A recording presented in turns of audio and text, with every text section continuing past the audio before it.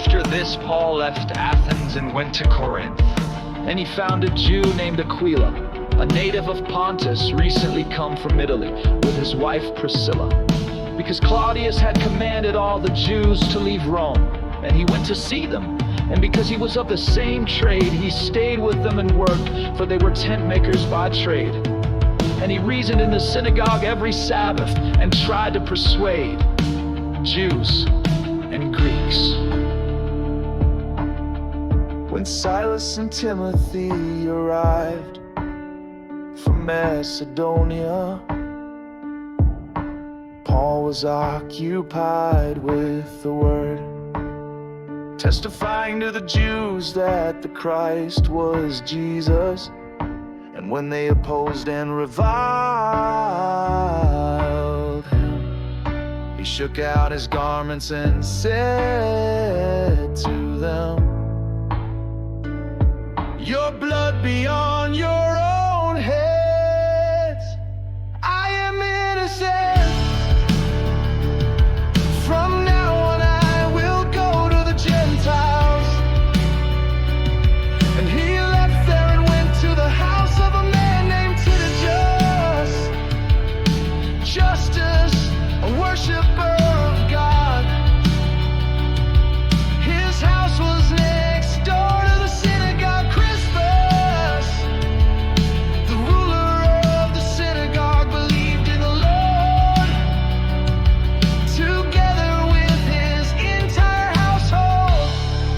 And many of the Corinthians hearing Paul believed and were baptized. And the Lord said to Paul one night in a vision, "Do not be afraid, but go on speaking and do not be silent. For I am with you, and no one will attack you to harm you. For I have many in this city who are my people." And he stayed 1 year and 6 months teaching the word of God among them. But when Gallio was proconsul of Achaia, the Jews made a united attack on Paul and brought him before the tribunal, saying, "This man is persuading people to worship God contrary to the law." But when Paul was about to open his mouth, Gallio said to the Jews, "If it were a matter of wrongdoing or vicious crime, O Jews, I would have reason to accept your complaint. But since it is a matter of question about words and names in your own law, see to it yourselves. I refuse to be a judge of these things." And he drove them from the tribunal, and they all seized Sosthenes, the ruler of the synagogue, and beat him in front of the tribunal. But Gallio paid no attention to any of this. After this, Paul stayed many days longer, and then took leave of the brothers and set sail for Syria. And with him Priscilla and Aquila at Cenchreae. He had cut his hair, for he was under a vow. And they came to Ephesus, and he left them there. But he himself went into the synagogue and reasoned with the Jews. When they asked him to stay for a longer period, he declined. But on taking leave of them, he said, "I will return to you if God wills."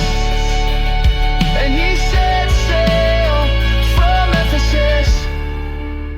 When he had landed at Caesarea, he went up and greeted the church, and then went down to Antioch.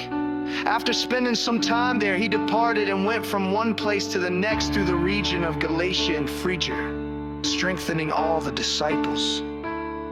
Now a Jew named Apollos, a native of Alexandria, came to Ephesus. He was an eloquent man, competent in the scriptures. He had been instructed in the way of the Lord, and being fervent in spirit, he spoke and taught accurately the things concerning Jesus. Though he knew only the baptism of John, he began to speak